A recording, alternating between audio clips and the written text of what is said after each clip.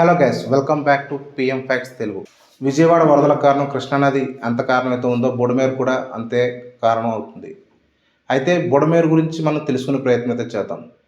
దేనికన్నా ముందు మీరు కనుక మా ఛానల్ ఫస్ట్ టైం విజిట్ చేసినట్టయితే సబ్స్క్రైబ్ చేసుకోండి, like, share and press the bell icon. ఇలా చేయడం వల్ల మేము చేసిన ప్రతి వీడియో కూడా మీరు ముందుగానే నోటిఫికేషన్ ద్వారా చూడొచ్చు.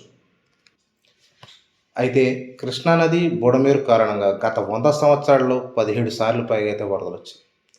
దీంతో 2005లో విజయవాడ ఉత్తర భాగంలో బుడమేరు కారణంగా భారీ వరదలే రావడం జరిగింది.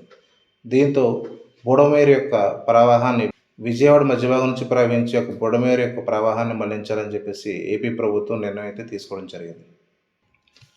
బుడమేరు నీరు విజయవాడ నగరంలోకి రాకుండా చేసేందుకు ఆనాటి ప్రభుత్వం పోలవరం కాలంలోకి బుడమేరుని అయితే మళ్లించడం జరిగింది. 37,000 క్యూసెక్ల సామర్థ్యం కలిగినటువంటి పోలవరం కాలంలోకి ఎప్పుడైతే బుడమేరును మళ్లించడం జరిగిందో ఇకపై విజయవాడకు ఎటువంటి వరదలు రావని చెప్పేసి ఆనాటి ప్రభుత్వం భావించడం అయితే జరిగింది. బుడమేరును పోలవరం కాలువతో అనుసంధానం చేసే ప్రాంతం ఏదైతే ఉందో ఆ ప్రాంతంలో 11 గేట్లతో ఒక బ్యారేజ్ అయితే నిర్మించడం జరిగింది.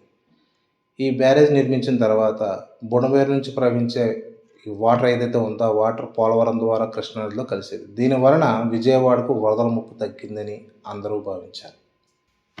ఇక్కడ గమనించాల్సిన విషయం ఏంటంటే బుడమేరుని పోలవరం కాలంలోకి మళ్లించినప్పటికీ కూడా కృష్ణానది యొక్క ప్రవాహం 19 మీటర్ల ప్రవాహ స్థాయి దాటితే బుడమేరు నుంచి పోలవరం కాలంలోకి వెళ్ళే వాటర్ కృష్ణానదిలోకి వెళ్లకుండా తిరిగి కృష్ణానదిలో ప్రవహిస్తున్న వరద నీరు పోలవరం కాలంలోకి వచ్చే ప్రమాదం అయితే ఉంది.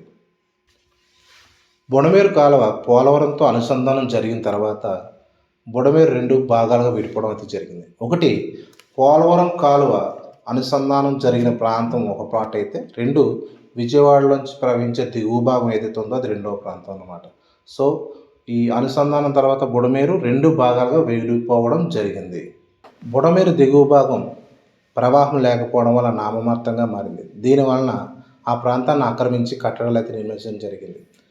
బుడమేరు వెడల్పు 15 మీటర్లకు మించి కుదించుకుపోవడం వల్ల వరదల నుంచి వచ్చే నీటి సామర్థ్యాన్ని తట్టుకునే కెపాసిటీ కోల్పోవడం జరిగింది. దీనివలన విజయవాడ వరదల ముప్పుకు కారణంగా బుడమేరు మారింది. సెప్టెంబర్ 1వ తారీఖున వరదలు వచ్చాయి. ఈ వరదల కారణంగా బుడమేరుకు 50,000 క్యూసెక్లకు పైగా వరద చేరింది. ఇది పోలవరం కాలువ యొక్క సామర్థ్యం కంటే ఎక్కువ. మరొక వైపు కృష్ణానదిలో వరద ఉధృతంగా ప్రవహిస్తుంది. ఒక పక్కన పోలవరం కాలువలోని యొక్క నీరు ఆ కృష్ణానదిలోకి వెళ్ళలేకపోయింది. ఫలితంగా విజయవాడలో వరదలు ముంచెత్తాయి. ఈ వీడియో చూసిన తర్వాత విజయవాడ వరదల గల కారణం కృష్ణానద బుడమేర అనే విషయం పక్కన పెడితే ప్రకృతి విపత్తులను కొన్ని ఉంటాయి. ఒక్కొక్కసారి దానివల్ల